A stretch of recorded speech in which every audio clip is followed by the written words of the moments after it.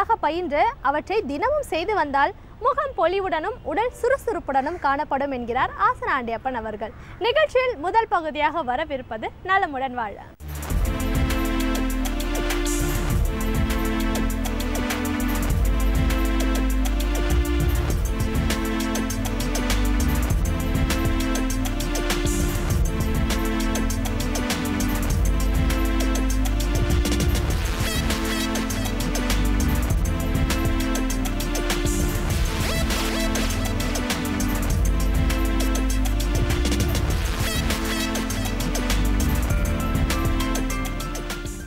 என் அருமை உலகத்தமிழ் மக்களே, தாய்மார்களே, பெரியோர்களே, சிறார்களே, என் அருமை சீடர்களே, யோக நண்பர்களே, யோக விரும்பிகளே, உங்கள் அனைவருக்கும் என் இனிய காலை வணக்கம்.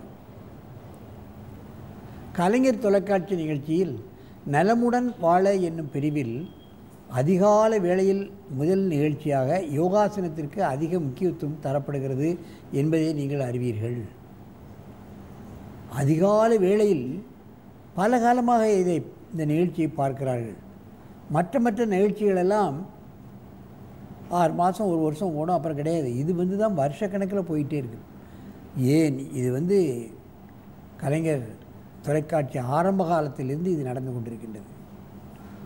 அதைத்தான் நாம் முக்கியமாக கவனிக்க வேண்டும். ஏன் கலைஞர் செய்கிறார், அவருடைய அமைச்சர்கள் செய்கிறார்கள், பெரிய பெரிய நீதிபதிகள் செய்கிறார்கள், பெரிய பெரிய போலீஸ் அதிகாரிகள் செய்கிறார்கள். அதைத்தான் கவனத்தில் கொள்ள வேண்டும். ஆகவே மாணவர்களுக்கு இந்த யோகாசனத்தை நாம் கற்றுக் கொடுக்க வேண்டும் என்று சொன்னால் அவர்களுக்கு இதில் ஒரு தூண்டுதல் ஏற்பட வேண்டும். அதில் கம்பைன்ட் ஆசனம் என்று இப்பொழுதெல்லாம் வைத்திருக்கிறார்கள். போட்டியில் கலந்து கொள்வதற்கு கம்பைன்ட் ஆசனம் 4 பேர் 5 பேர் 3 பேர் சேர்ந்து கொண்டு சில ஆசனங்களை செய்தால் மாணவர்களுக்கு அது ஒரு தூண்டுகோலாக அமையும். ஆசனமும் செய்வார்கள், அதோடு பலனும் கிடைத்துவிடும். மாணவர்களுக்கு ஒரு ஆர்வம் வந்துவிடும் யோகாசனம் செய்ய வேண்டும் என்று.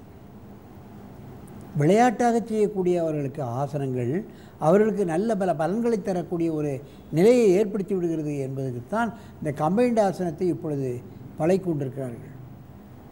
கயிற்றிலே யோகாசனங்கள் செய்கிறார்கள். சில பேர் பைக்கிலே யோகாசனத்தை செய்து கொண்டு பைக் ஓட்டி கொண்டு போகிறார்கள். இப்பொழுதெல்லாம் பார்க்கலாம். அமெரிக்கா போன்ற நகரங்களில் இதுபோன்ற பெரிய ரூமில்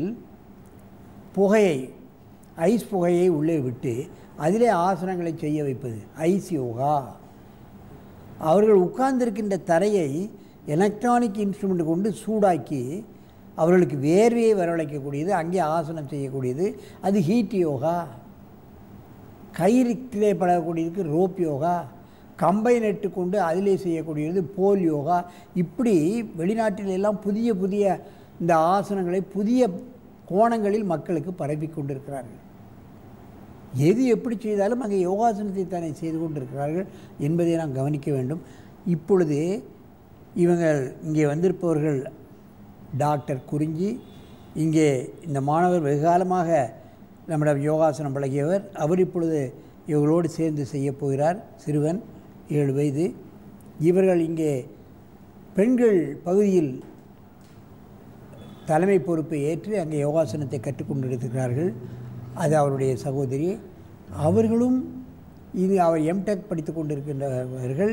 இப்பொழுது அவர்கள் யோகாசனத்தை செய்ய போகிறார்கள். பார்க்க வேண்டும் நீங்கள். ஆகவே வயது வரம்பு இதற்கு கிடையாது. பெண்கள் பாருங்கள், அற்புதமாக செய்து கொண்டிருக்கிறார்கள். இதை பார்த்த பெண்களாவது இதை செய்ய வேண்டும். எப்பொழுது நீங்கள் கம்பைன்ட் ஆசனத்தை செய்ய தொடங்குங்கள், பார்க்கலாம். மெதுவாக செய்ய வேண்டும். ஆத்திரப்படக்கூடாது, அவசரப்படக்கூடாது. ஏனென்றால் 4 பேரும் எல்லோரும் சேர்ந்து செய்யும் பொழுது ஒருவருக்கொருவர் மெதுவாக செய்யணும்.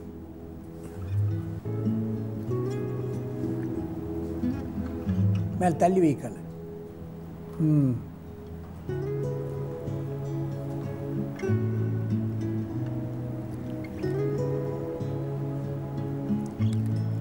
அங்கே கால் திரிய தண்டாசனம் முன்னாலே செய்து கொண்டிருக்கிறார்கள். இங்கே கால் வளைத்த கோணாசனத்தை செய்து கொண்டிருக்கிறார்கள். காளி ஆசனத்தை கும்பிட்ட நிலையில் சிறுவன் செய்து கொண்டிருக்கின்றான். இவைகளெல்லாம் நீங்கள் பார்க்க வேண்டும்.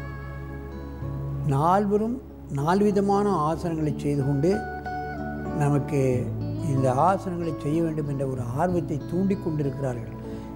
இதை பார்க்கின்ற மாணவர்கள் அத்தனை பேர்களும் பள்ளிகளில் இது போன்ற ஆசனங்களை மாணவர்கள் அங்கே உள்ள பிடி மாஸ்டர்கள், யோகா மாஸ்டர்கள் எல்லாம் குழந்தைகளுக்கு, மாணவர்களுக்கு இது போன்ற கம்பைன்ட் ஆசனத்தை கற்றுக் கொடுக்க வேண்டும்.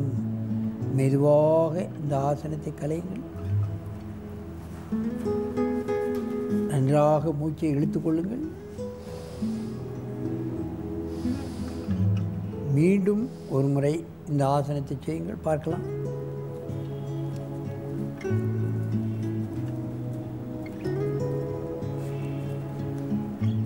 மெதுவாக செய்ய வேண்டும். ஆத்திரப்படக்கூடாது. காலை இடுப்பு பக்கமாக வைத்துக்கொண்டு நெஞ்சிலே கையவை பையா.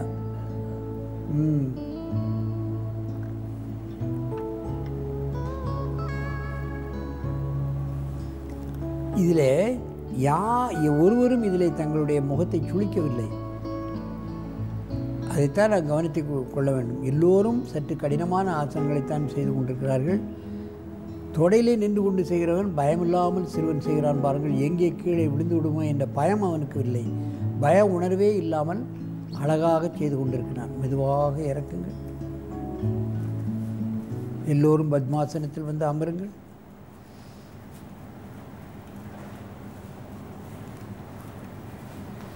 என் அருமை பெரியோர்களே, தாய்மார்களே, பள்ளி தாளாளர்களே, பள்ளியிலே வேலை செய்கின்ற யோகாசன மாஸ்டர்களே, பிடி மாஸ்டர்களே, யோகாசனத்தை பல வழிகளில் மாணவர்களுக்கு நாம் கற்றுக் கொடுக்க வேண்டும். அவர்கள் விரும்பியாறு கற்றுக் கொடுக்க வேண்டும். கம்பைன்ட் ஆசனம் செய்யும்பொழுது அவங்களுக்கு ஒரு விருப்பம் வந்துவிடும். 4 பேர் சேர்ந்து விட்டால் நம்ம அதை செய்ய வேண்டும் என்று மாணவர்கள் ஒரு ஆர்வம் வந்துவிட வேண்டும்.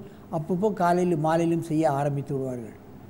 ஆகவே வேடிக்கையாக செய்யக்கூடிய ஆசனங்கள் அவர்களுக்கு நல்ல பலன்களை தருவோடு யோகாசனத்தில் ஒரு ஆர்வத்தை அவர்களுக்கு ஏற்படுத்தி விடுகிறது என்பதை நீங்கள் பார்க்க வேண்டும்.